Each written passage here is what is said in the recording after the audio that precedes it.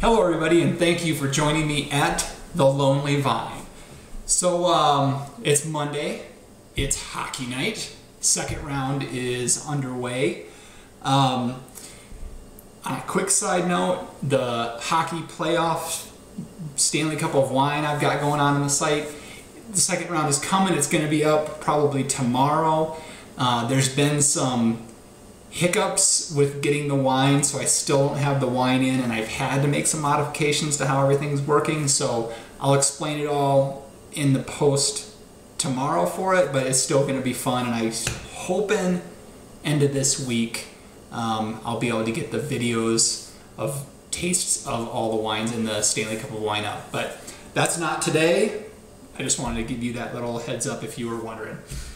So for tonight, I'm going to watch hockey at a friend's house, and they're serving tacos. And I was trying to think of what to bring, what kind of wine would go well with tacos. There's a lot to go with it.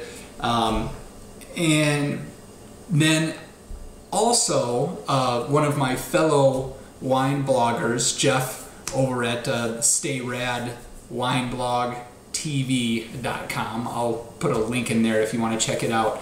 He tasted a Malbec recently, and I thought Malbec tacos, that's a good pairing. And I happen to have the wine that he tasted, and so it's this one. It's a 2008 Malbec from Antigal Winery and Estates, Mendoza, Argentina. And this is a funny one. I've honestly pulled this wine out of my wine fridge at least 4 times and never opened it. And you see a bottle like this, and it's got this metal #1 glued to it. It's rustic looking, old looking, but every time I look at it, I think gimmick, and so I always worry about what the wine inside's going to be like. I didn't realize that this received a 90-point grade from Wine Enthusiast this year, and Jeff did a good tasting of it. I liked what he came out with, so I haven't opened because I've always just been kind of worried about what's going to be inside. But I figured Jeff opened up that one, and this is a good chance for me to compare notes with him. I've got some tacos I'm going to go eat tonight, so perfect scenario to get the bottle open and see what's in it. So let's get right into it. I've been talking for like 3 minutes now, right?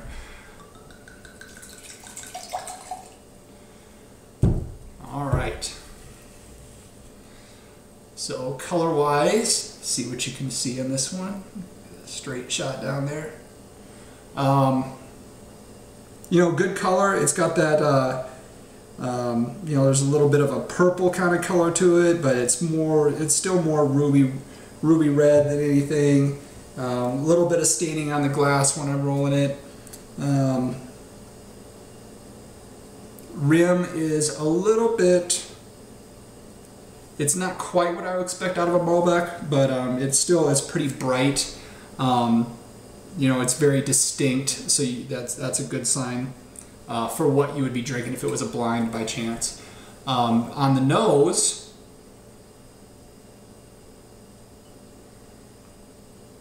okay, I'm getting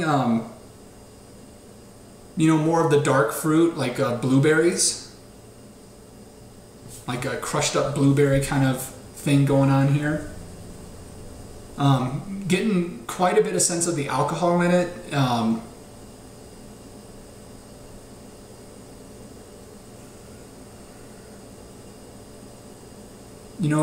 There's a flowery component too, but I'm not. Yeah, there's some kind of flower there, but I'm not picking up on what it is. You need to spend more time in the greenhouse, apparently. Some of that alcohol's starting to burn off already. I just opened this bottle up. And I'm getting a bit of a plum, so kind of blueberry, plum. Yeah, it's mostly dark fruit. So pretty interesting, pretty straightforward. Not getting a whole lot of other notes to it, although Did I just get... Yeah, you know, I am getting a little bit of that cedar box, a little bit of that, you know, this is seen oak. Nothing overpowering or anything like that, but I'm getting that sense.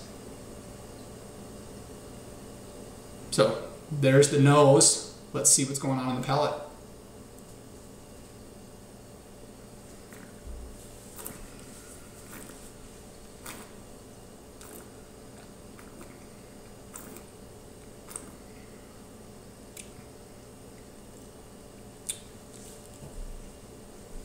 Okay.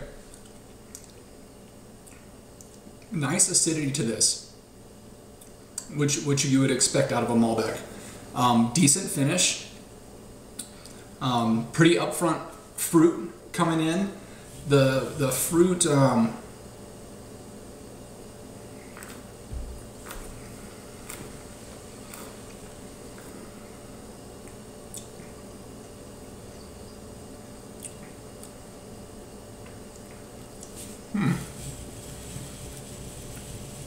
You know, that dark fruit is coming through as well on the palate.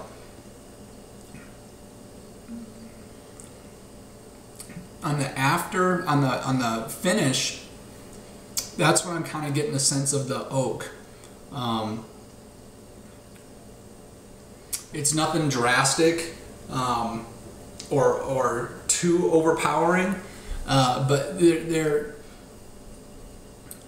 is this sense of oak on the aftertaste. I mean, that's the only way to really say it.